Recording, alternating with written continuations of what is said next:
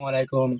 কেমন আছেন সবাই? আশা করি সারা ভালো আছেন, আমরা আছি ভালো। তো আজ দেখতে পাটা গাইস আম লইয়া আর কিতা কইতাম গাই, তা অত মজার আম বুঝছো নি, তা মাথা লাভ নাই, মুখ খালি লফ আর দেন মনে মনে করে বলে আম দেখা কিতা হইছে বা ইতা আম মানে খাইলে একবার খাইলে সারা জীবন মনে হইব মরবার আগে।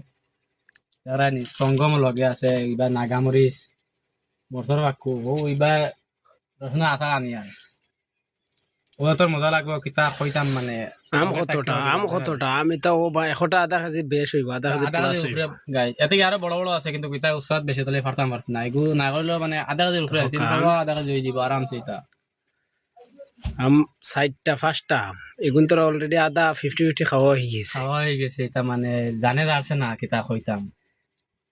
তো নেক্সট অন্য কিছু দেখাইবা সুযোগ দিমু আপনারা আপনারা দেখবা লগে থাকবা আমরা।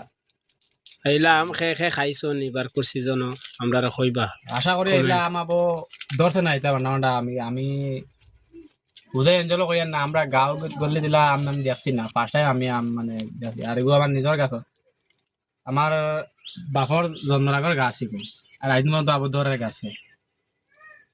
তো লগে তাবা দেখবা কিলাম ডাল মিক্স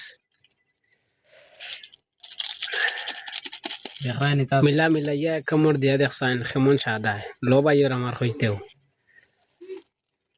তো দেখো এখন আম খাওয়া হইতো এখন মার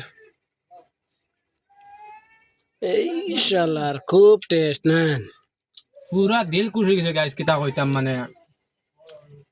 আর এই গরমের সিজনে খাস করে আম খাও কইয়া মতলব নাই।